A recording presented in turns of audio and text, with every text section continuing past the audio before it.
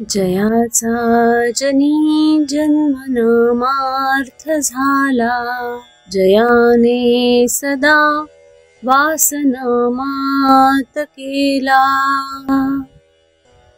जयाच्या मुखी सर्वदा नाम कीर्ती, नमस्कार त्या ब्रह्म चैतन्य मूर्ती। सद्गुरुनाथ महाराज की जय। सद्गुरु श्री ब्रह्मचैतन्य महाराज गोंदवलेकर यांचं प्रवचन। नियम थोडा करावा पण तो शाश्वताचा असावा। 26 जून। ज्या झाडाची वाढ व्हावी असे आपल्याला वाटते त्या झाडाला आपण पाणी घालतो, त्याची मशागत करतो, त्या झाडाकडे लक्ष पुरवितो, परंतु जे झाड वाढू नये असे वाटते किंवा ज्या झाडाचे विशेष महत्त्व आपल्याला वाटत नाही त्या झाडाकडे आपण दुर्लक्ष करतो। तसे जेणेकरून परमेश्वराच्या ठिकाणी बुद्धी स्थिर होईल त्याची जोपासना करावी। देहाकडे, विचारांकडे, विषयांकडे दुर्लक्ष करावे, म्हणजे आपोआपच त्यांचा विसर पडेल। ज्याप्रमाणे एखाद्या झाडाची जोपासना करताना त्याला गुराढोरांनी खाऊ नये म्हणून त्याच्या भोवती कुंपण घालावे लागते, त्याप्रमाणे परमार्थ हा खरा कुंपणातच ठेवावा। तो जितका गुप्त राहील तितका चांगला। त्याचे प्रदर्शन झाले तर त्याला दृष्ट लागते, म्हणून परमार्थ हा कोणाच्या नकळत परंतु अत्यंत आवडीने करावा।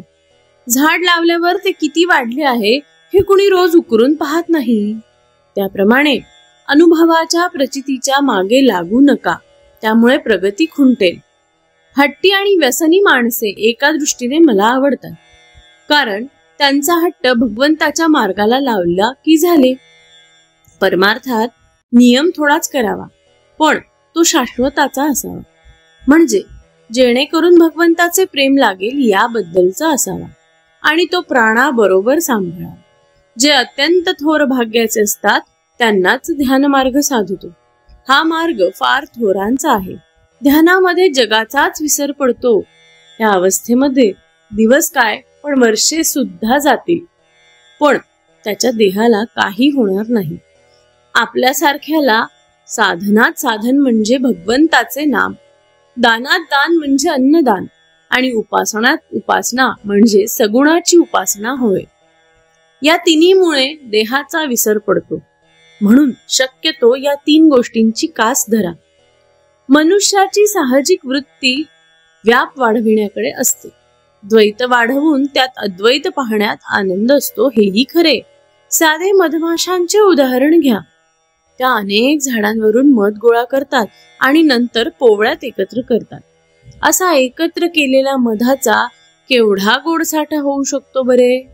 अशा रीतीने सर्व द्वैतामध्ये एक अद्वैत म्हणजे एक राम पाहायला शिकावे, आणि ज्याला सर्वत्र राम पाहणे असेल त्याने स्वतःमध्येच राम पाहून प्रत्येक कृती ही रामाची समजावी।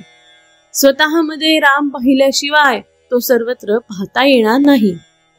तेव्हा स्वतःचा म्हणजेच देहाचा विसर पडल्याशिवाय सुख लाभणार नाही, आणि हा देहाचा विसर राममय झाल्यानेच होईल।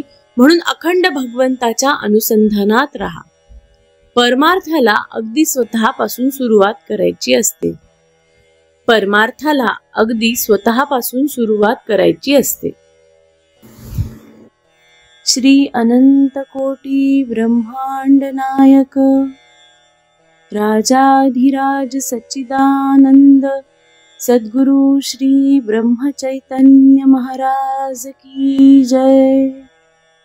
श्री ब्रह्मानंद गुरु महाराज की जय।